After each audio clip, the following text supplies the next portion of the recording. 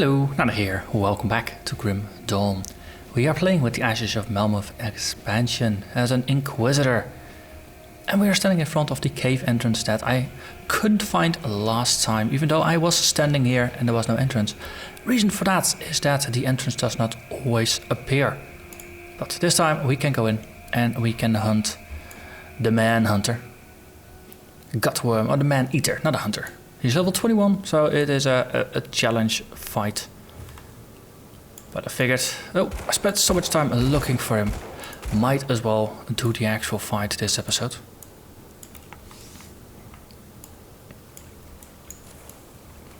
Okay, just yeah. See if we can get away with some hide and seek kind of gameplay here. I'm stunned. That's not useful. Oh, there is a reason. There is the pop-up saying, well, this is a very dangerous thing to do. So we just lay down traps. And use them. We have a heal, we have some defensive things, and we got stunned again. Ooh, we dodged the net. Oh, he keeps blitzing. If you keep running, then at some point you might actually outrun him. Yeah, okay, so the stun is not a thing.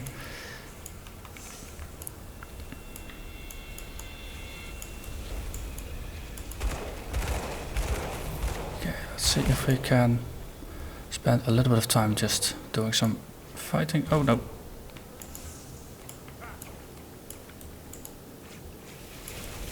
Okay, at least we triggered the traps again for him. Then we can run. Run. Then we use our heal. I think with my... I think I did this with the Necromancer as well. It was a little easier. But then again, we had a whole army to just keep the guy distracted while I only have myself. And I think I am very much not. But the thing is, we did manage to defeat Gutworm, the man-eater. He will not be eating anymore anytime soon. In terms of loot, wasn't terribly great. So I did gain a level on our way here, so I might as well spend the point. So 2 more points into the mastery, and I figure we can use some more points in the Word of Renewal. Gain some health, so we want to keep up with the heal. 10% plus 370 is going to be about 520 health that we recover from this. And of course, the bonus to speed is wonderful to have. Only got some crafting components, so no upgrades to our gear. Okay. And why am I walking to the exit? I might as well just use the portal, since it is the Burrwitch village waypoint where we will be taking off next. So our next destination is pointing towards Warden Krieg, who resides in an extensive network of cellars and caves and all kinds of other underground things.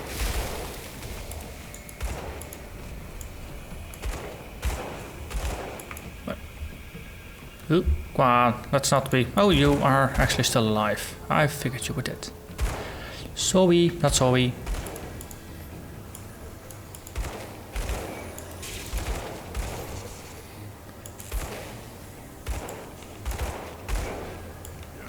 Let's put some... we walked around the mines, buggers. Or around the traps. Runes, yes. I still have to get used to the names of the skills and the skill types that they specifically are. So I'll probably be calling them traps and mines and instead of runes on multiple occasions in the future. That's just part of the course. Let's dive into the cave here. With a bit of luck. The hoarder is gonna be here. Spindlegrunt the hoarder, I think.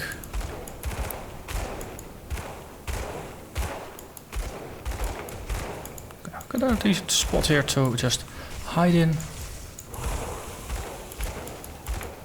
Or to, not necessarily hide in, but just to wait the fight. Level 19s definitely means they are meant as a challenge.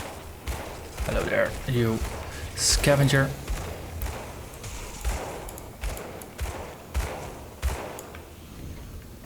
Okay, and we're standing on the poison. It doesn't look like poison.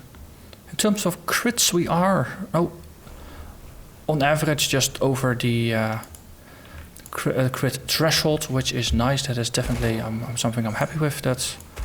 We're pretty consistent about that, especially because a lot of our utility skills strip the enemy's defensive ability. That simply just makes it easier for us to actually crit things.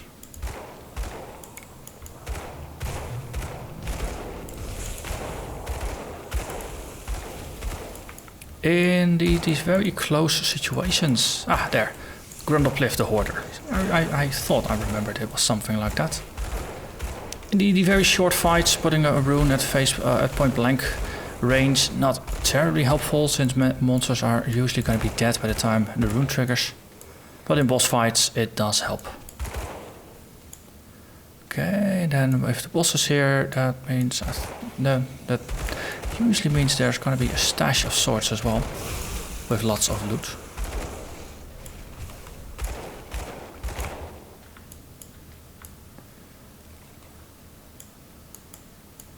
Or am I just out of luck here today? Come on, it's unethical if there were... I just overlooked it. I was going to say, it was pretty unethical to have a boss fight and then not have any kind of reward for it.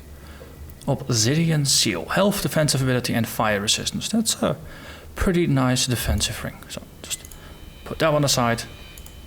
And so far most of the loot has simply been crafting components and the cultist orders that we can use to confront Direni in town.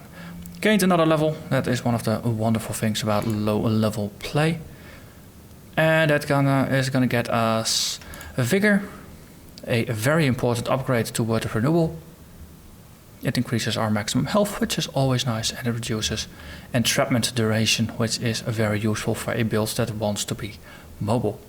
On top of that, chilling rounds, 8% chance to be used, 50-50 percentage damage for main hand and offhand, and it has some pierce and cold damage as well as frostburn, and it freezes targets. So I think on over the next couple of levels we'll be putting some points into this one to get the chance up, just like for bursting rounds. It seems like a useful skill, at least on paper. But with that, let's continue. So our next stop on the way to the Warden's cellar is going to be the Harbor District, where we will have to pick up some fabric.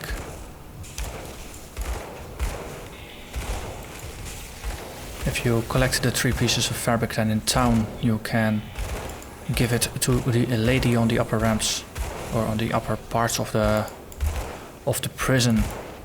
And on the one hand, she'll just decorate the entirety of town. Apparently there's a lot of fabric in those bolts that we collect.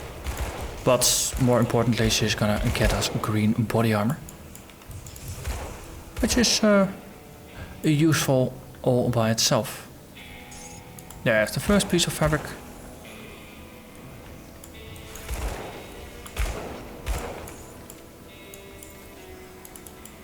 So if I were to actually have the quest, because I had spoken with her, then on the map it would be marked with little stars where the fabric would be.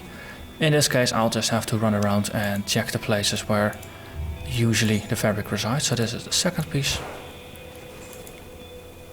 So you got the docks, you got the shed, then there's another shed here with a bunch of crates.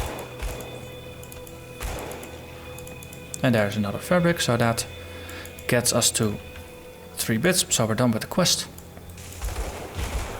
If this wouldn't have yielded anything, then there's more docks over here. Or more piers, or I don't know. Terminology of exactly how to call it is a little fuzzy. Since I didn't grow up near a harbor. nor really cared too much about it. There's some chests over here, there's some chests over here. And inside is also a chest that has the potential to contain some fabric. So now clearing the insides here, in addition to picking up the Harbormaster's logbook for some sweet lore bonus. It's all good stuff. And from here we can just follow the arc of the road. Oi, stop trying to bite me.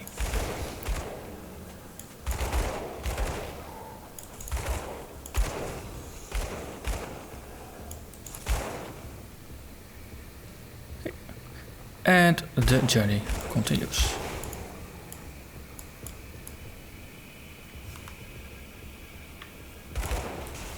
So the higher level we will be, the faster our movement speed is going to be, thanks to Vigor or thanks to the Word of Renewal. I think it's going to be a nice skill.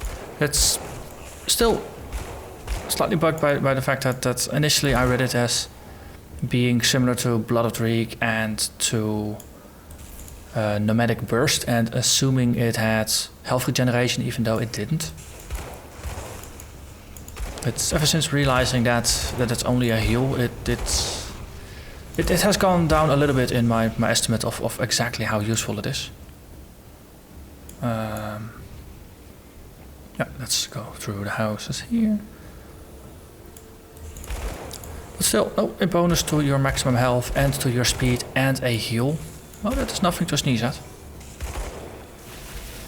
It's just, you have to work for it a bit more. This is a much more active skill compared to the defenses granted by Nomadic Burst and Blood of Krieg, since the timing is much more important for an active heal versus something that gives you plenty of passive health regeneration, effectively. Hello there, Desecrated Shrine. So let's just step back a little bit and then shoot the scary zombies.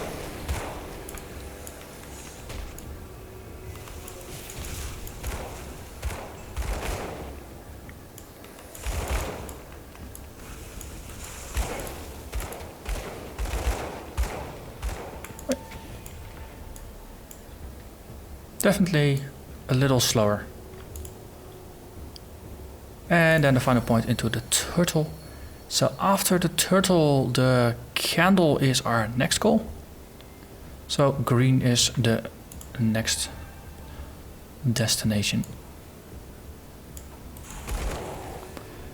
And we'll have to see whether we need to refund skill points or not, but that's only really important once you actually want to go for the behemoth. And now the white starter point does give you some health, which is always useful to have. So no, there's no real rush to refund it either way. Okay, so having a chat with Dala down there was the most important reason for going here, but once you're here, might as well just knock down this crumbling wall and loot the corpse and just eat the meal to restore your constitution, since this class takes a lot more punishment and needs to use the constitution a bit more.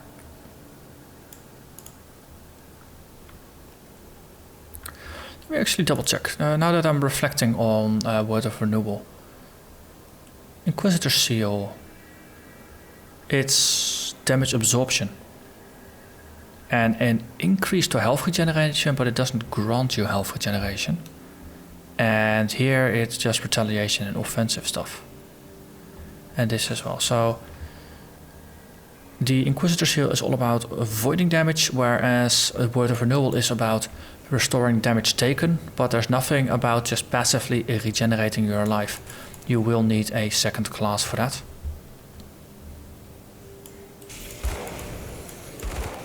But then again, no, there's multiple classes that do offer you some means of doing that. So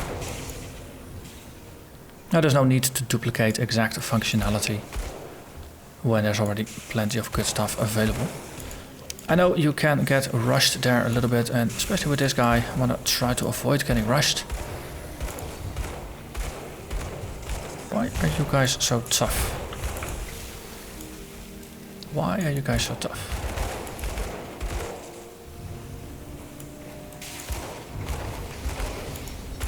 getting some sort of life steal or... Well, there. No, I was gonna go for the behemoth for basically for this reason, to become sturdier. But I think picking up the behemoth just became much more important to actually do, because, well, the behemoth does grant you passive health regeneration, it increases your life, and it gives you a proc that whenever you get hit, there is a chance to actually trigger a pretty potent heal. So then you have an active heal and you have a passively triggered heal, which together will help you stay alive much better. Because it's one of those things that survivability is a nice thing to automate. By having it be triggered or having just a health regeneration effect that's active most of the time. Hello there, old skillies.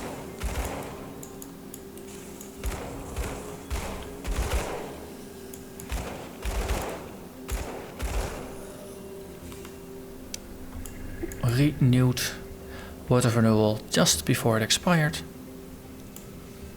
Wonderful.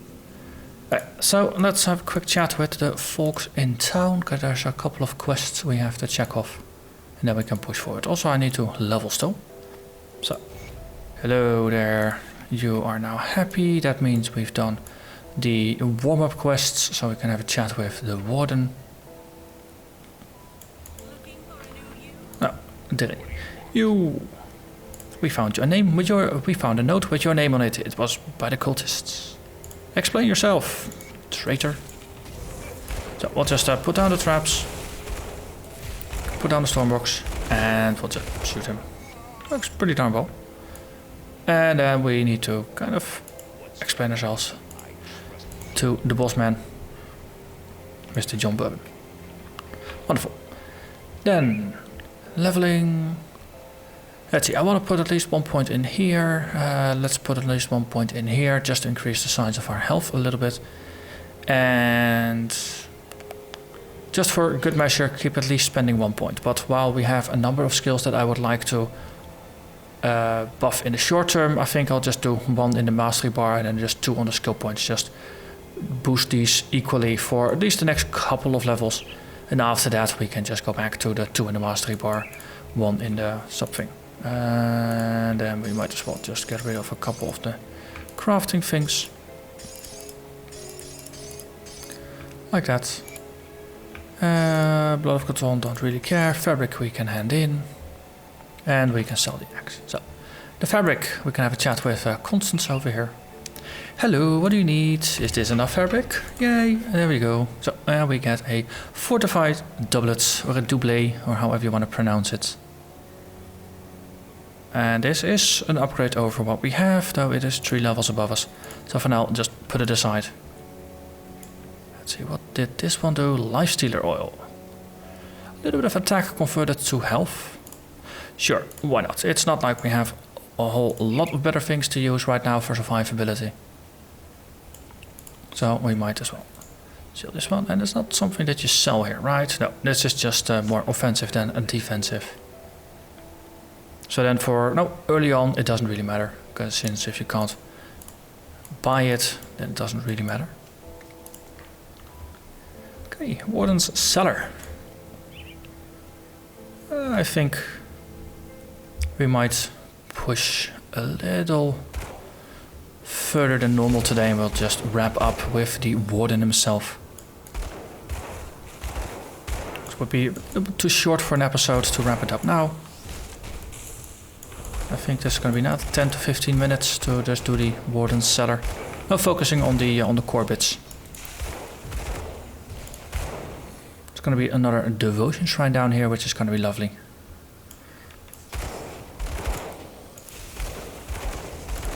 Okay, let's take a small step backwards. Whenever they try to hit, just take a step backwards and start shooting again.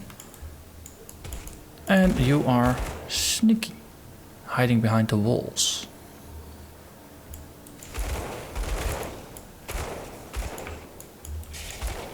Ooh, the chance to freeze is pretty darn potent. Especially considering we do shoot quite a bit. What's our current...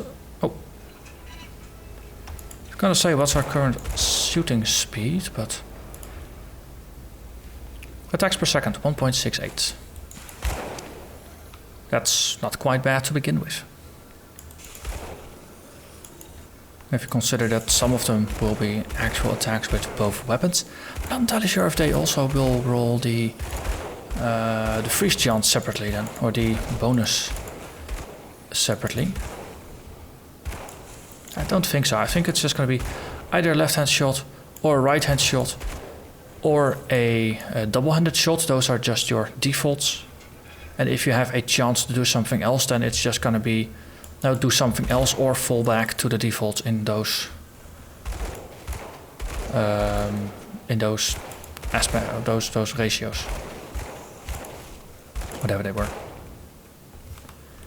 And I definitely need to get it into my system to just keep checking the Word of Renewal. I think there was a secret at some point during the corridor. Oh, there's something behind me, so I might as well just... Wait, oh, seriously, they're fighting each other. Goose. Silly goose. That's a lot of zombos. Hey. Did I? No, I didn't. Hey. He walked into a freezing shot. That was pretty hilarious.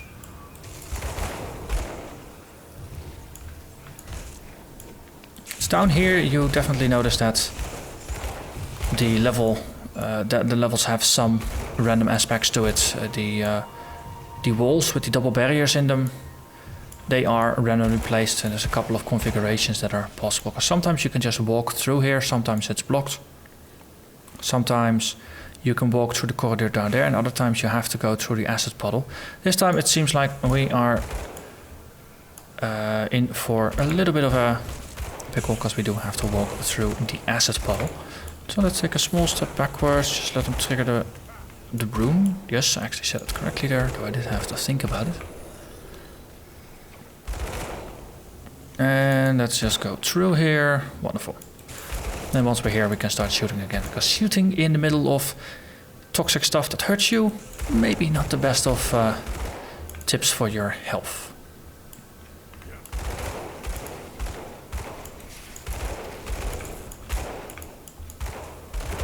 Goodbye. Oh, I am enjoying this freezing shot. It's. I don't know. I always like it. Just having enemies freeze and just get stunned and things like that. Just having some crowd control. So in most of the games, I tend to really enjoy playing summoners, which might not come as a surprise if you've been following some of my other series. But no, I really enjoy summoners, specifically necromancers. But outside of that, I also enjoy the control magic, mesmer, enchanter kind of style, depending on well, the game. It has a different name, but mind controls, crowd controls. It's always nice. Also combines very well with damage over time mechanics. There's quite a lot of satisfaction from just putting a damage over time curse on an enemy and then just having them either get frozen or terrifying. That's actually for the necromancer. I do like ill omen for that, and now especially ill omen combined with bloody pox. Make them just die slowly over time and then just run away as a little bit of insult to injury. Okay, there's a summoner in the middle there, so I think I'll just have to try and backstab the bugger rather than trying to shoot my way through. Here, have yourself a little bit of a line. Wonderful, yeah. Because he was summoning skeletons faster than I could kill them. So then you have to change tactics and just walk around a little bit and backstab him with dual pistols.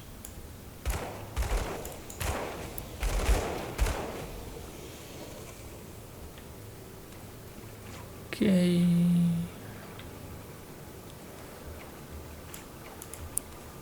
Most of the time you can go down there, I think. It's also a little bit of random variety. Okay, there's plenty of enemies here that runes are gonna be useful. And you look confused. Wait. We have knockdown, but I don't think we've got confuse in our arsenal yet, do we?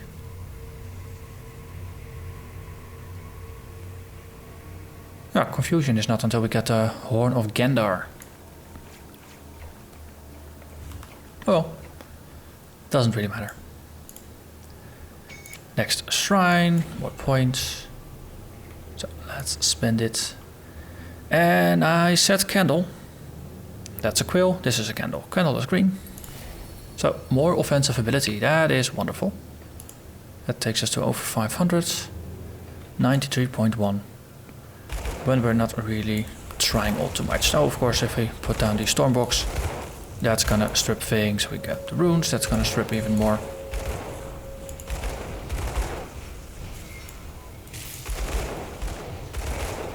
Let's see if we can try to put the Stormbox on the crystals themselves, then it doesn't really matter what they summon. We're still gonna do damage to them, and anything in between will take a little extra damage.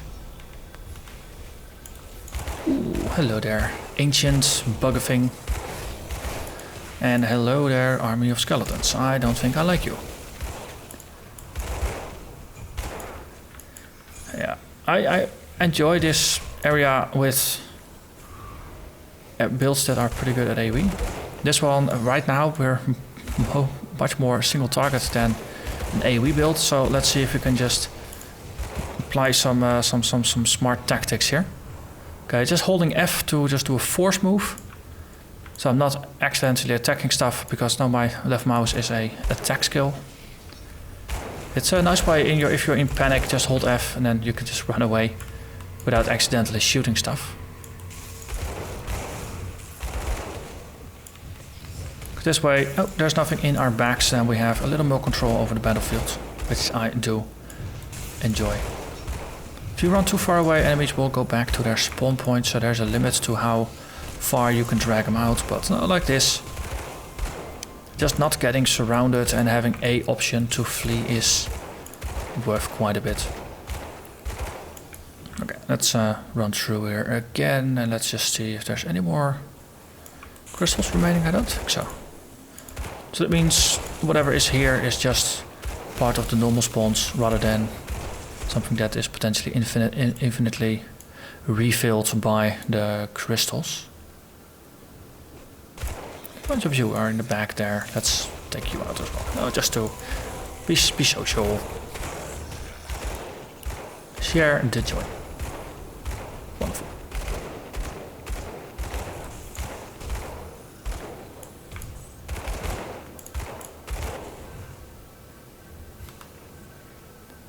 Okay, and then we move on.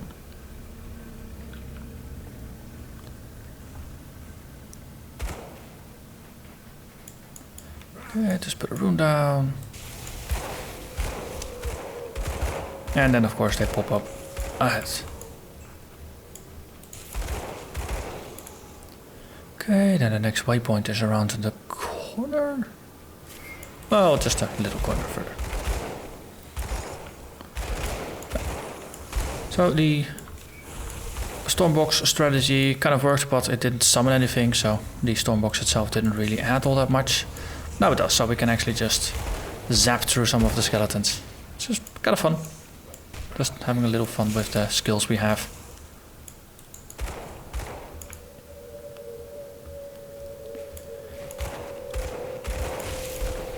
It's kind of fun. Oh, eventually we get access to two different kinds of auras. We have a long-range aura that boosts, or we have an aura that just boosts nearby allies, and we have an aura, a very short-range aura that debuffs enemies that are nearby. And if you pick them based on your ideal fighting situations, then as a meleeer you want to pick the short-range aura, and as a ranged character you definitely want to pick the other one to just boost your offense and not get and get maximum effect from it. But if you found yourself surrounded quite often, then having some of the things that really penalize enemies for being in short range with you does help you get out of the troublesome situations a bit better than otherwise might be the case. Okay. Stormbox not a bad idea actually. We just tag an enemy and then we just blow up their bodies. I think that most of the Inquisitor skills have the potential to be the centerpiece of a build. And no, I'm going for a very thematic build here. No, dual guns. Which you could argue to a certain degree it might be the least exciting of the builds. Or the least flashy of the builds, that might be maybe better. So we're still using a lot of the skills as utility, but we're not going to push them to their extremes. Optimizing completely around it, things like that. But no, you definitely got lots of lore, that is always good. Okay, then we'll just do a run through the water, then put some runes down, take a small step backwards, but not too much because, well, toxic. And then as the initial wave of enemies is gone, we can just stop murdering.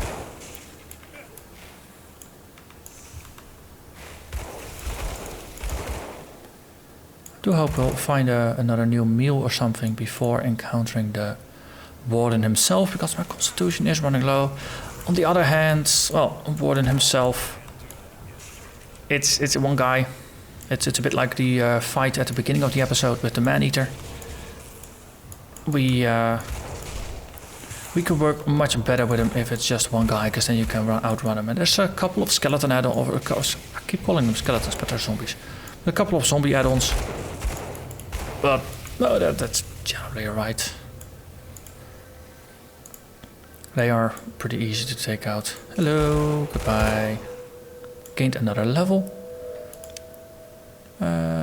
Just, let's see, 1 point. That boosts our damage and our life. Wonderful. Oh, and of course attributes. Let's see, that is 18, so we can equip this obsidian ring. And it's probably going to be better than the green ring. Green ring grants us a little bit of cunning, a little bit of offensive and attack speed. But this is going to help us stay alive much better. So that's 2000 health. Oh, that's not actually all that much of a difference. We gain about 80 health. But the defensive ability does help a bit. And we are spiking our other one. Okay.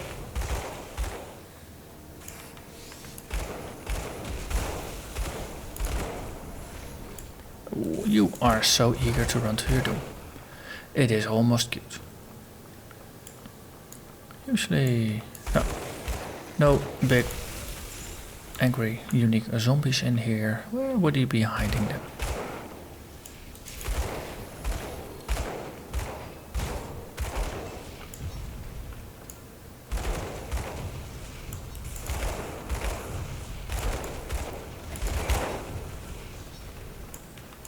It's still also interesting to see the, because we have some random procs with low level chances to trigger, our damage outputs from one fight to the next is very inconsistent.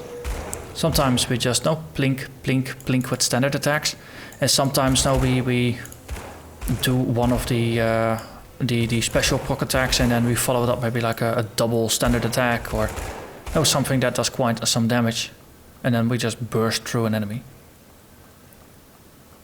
And early on against individual enemies that really makes quite a big difference.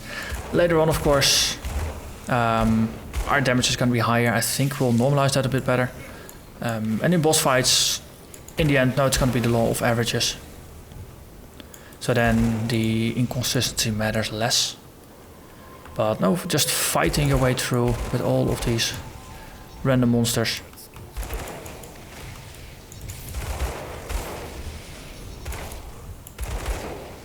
The progress feels slower than my experience so far with, I think actually with most of the Necromancers I've played.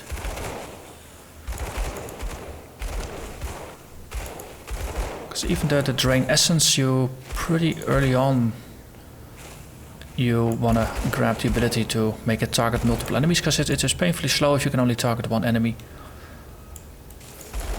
But once you figure out with Drain Essence on the Necromancer that you can just spread it out over enemies, and because a lot of the damage comes from the damage over time component of that, then suddenly it becomes an AoE without it explicitly being an AoE. In here that is less the case, at least with the guns that we're using. I do understand why no folks have made the recommendation to start early with Word of Pain, because that is an AoE and it will help you, but I'm a little bit stubborn and I really like to stick to the theme of a build and just switch to the core skills of a build as soon as I can. Hello there, Golork.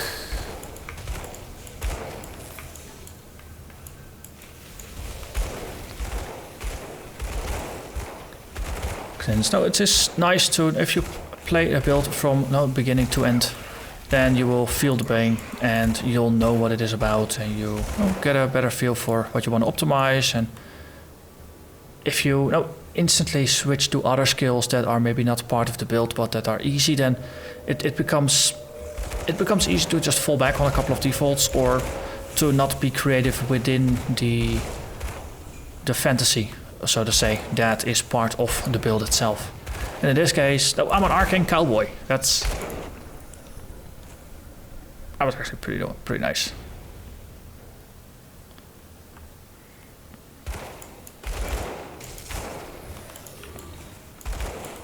And as an Arcane Cowboy, it is nice to just focus mostly on the shooting and maybe some tricks around it, but not too much spell casting.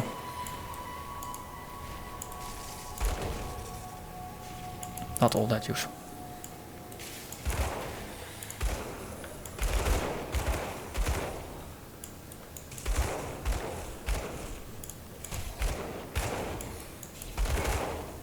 And there is another log.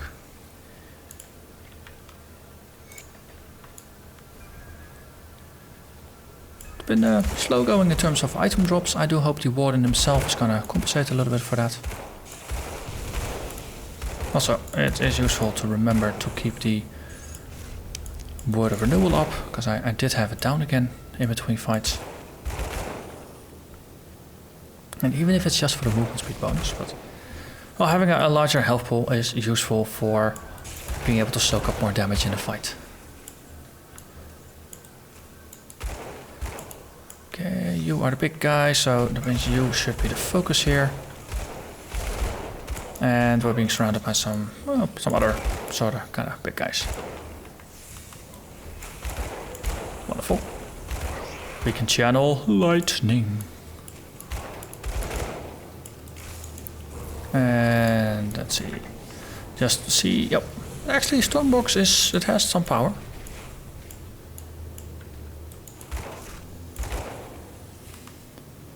Marvelous. One more. And then for the sake of simplicity, let's actually put up a portal there. Yeah, see, all we got is just some melee weapons. So, yeah, we're not really all that... we don't have that much use for melee weapons. Hello, Warden. Okay, so you're gonna trigger the runes, exactly.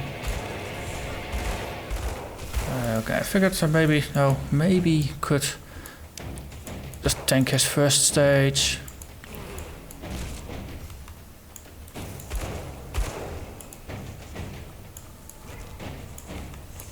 Okay, let's see, what's the range on the... Okay, we have quite some range on the Stormbox, though that is useful. Means we can run around and just keep doing some damage.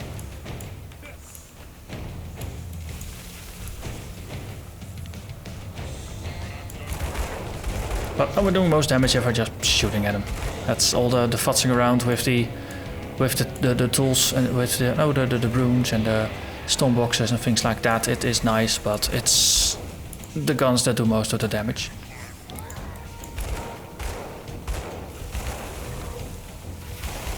Okay.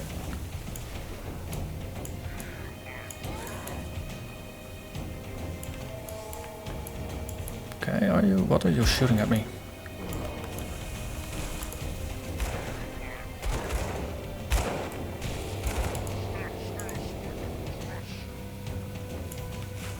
As usual, I try to not actively use health potions in fights, so just like before, I have them as a final resort panic button. Which is why you do see me go that low with my health bar from time to time, because I'm just waiting for the cooldown on Word of Renewal.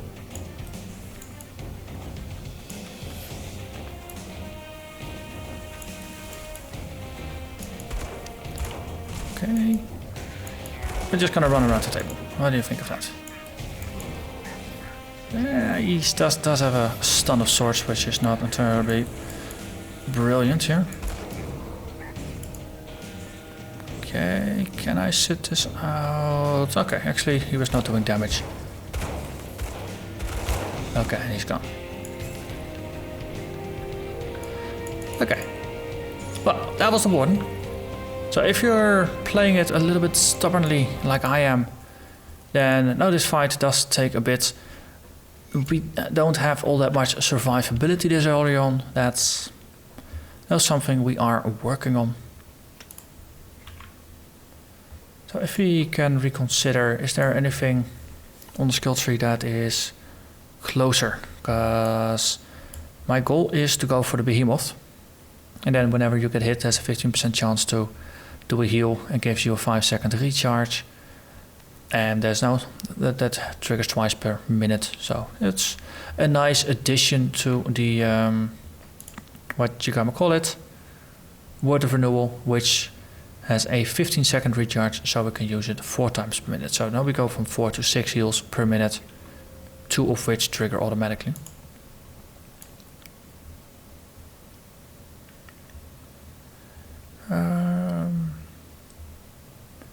But yeah, no, we are gonna go for the candle, and then I thought the vulture over here. Well, it gives us some resist, that's always useful. Bit of health. So it's just all around pretty decent. And then after that we can go for the behemoth. So I think that's alright. So I'll probably have to just resolve the sturdiness issues with some gear, because our gear is of course rubbish tier starter gear. I think I spent a little bit of time crafting. I think I crafted this one at the blacksmith, and I might have crafted this one, I think so as well, just to get something in the sockets. But this early on, no, you don't really have all that much good stuff. You can check the vendors, of course. Make some stuff at the blacksmith. But it's going to be a good point now to just start putting components in my gear to get some health regen. So let's just pick up the new quests and have a quick look at the blacksmith. See what could be useful. So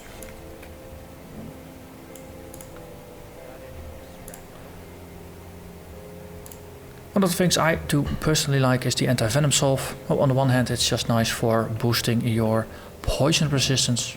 On the other hand, it is also a early game source of health regeneration that you can put in effectively all of your armor slots.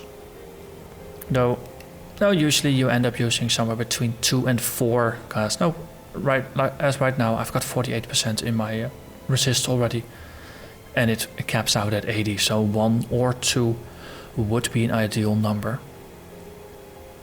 And I think I might as well just put one in the belt. The nice thing, personally what I think is a nice thing about the anti-venom salve is it has some armor. Because it applies to your belt is not one of these slots that gets directly hit. That's only your head, your shoulders, your chest, your arms, your legs and your feet. Because it's not one of those slots, the armor you get is gonna apply across your entire body. So this is actually a pretty nice way to boost your overall armor with just a single item. And we now have 18 health regeneration. Another useful thing could be to put some corpse dust into our jewelry. It's a small bonus to our total health. Where's the corpse dust? Over here. It's also player level 7. 3% health, 18% increase in your health regeneration, and 6% vitality resistance. So early on it is pretty darn useful to get a couple of those, just to, on the one hand, increase your health, on the other hand, help your health regeneration a bit. So anti-venom salves that you use, they do become more effective that way. We are now past level 18, so we can actually craft ourselves a relic. So let's have a quick look at that as well. Relic. Let's see, Calamity, 5% chance on attack, so that is an offensive one. Physical and fire, those are elements that we deal, so that is useful. Also, it is pretty cheap. No, chipped claw, searing ember, polished emerald, and we just got a tainted brain matter from defeating the Warden. So after fighting the Warden is actually a nice point to craft your first relic, because before then, most of the time you would not have found a tainted brain matter yet, unless you are playing your second or your third or whatever character. Tranquility is defensive. I don't really plan on getting hit, especially not by criticals.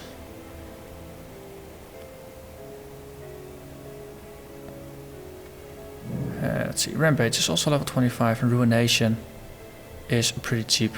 Rapid Strike. It's a small boost that reduces our offensive ability but increases our attack speed, so we just start shooting pretty much at random. I think going with Calamity, the first one I thought of, is probably going to be the best one. And the completion bonus is a random craft bonus, and that's a little bit of physique and cunning, which are the two stats we use, so I do think that is a good coincidence.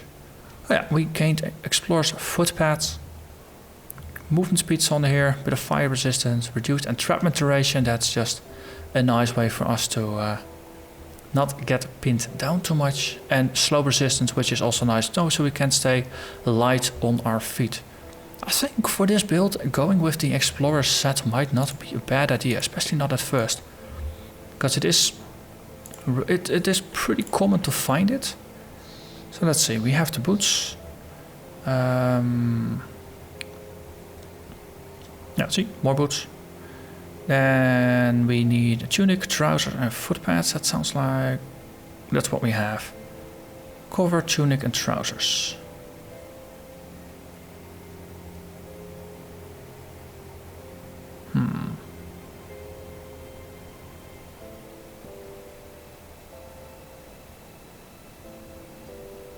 Explorer's cover. Then trousers are pants. Cover.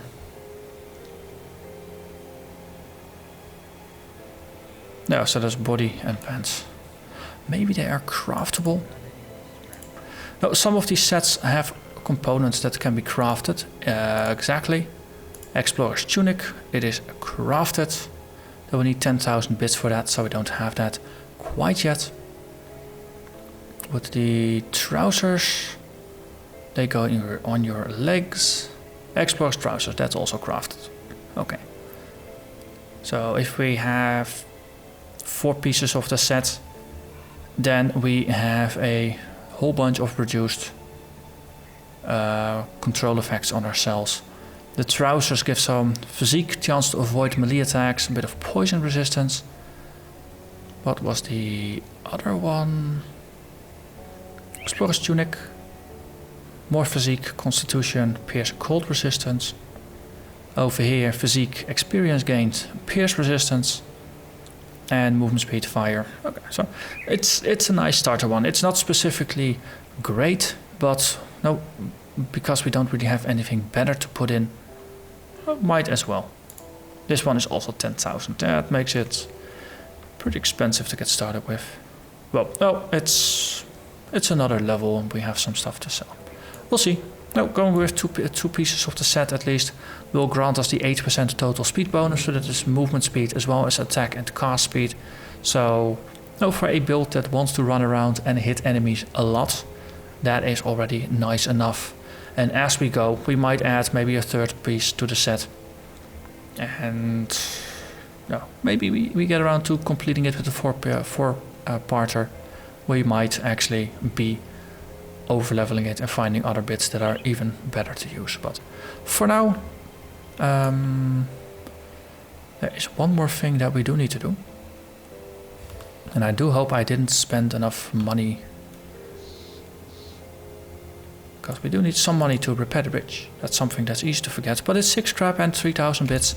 We do have that, if barely. So for next episode, we can cross the bridge and go kill us some fellow cowboys. Just go for one more job application with Darius Cronley, see if we meet the man face to face, see if we can become part of his gang. If not, well, we might be a little bit spiteful about it. But those adventures will continue next time. So for now, thank you very much for watching, and hope to see you again next time. Bye bye.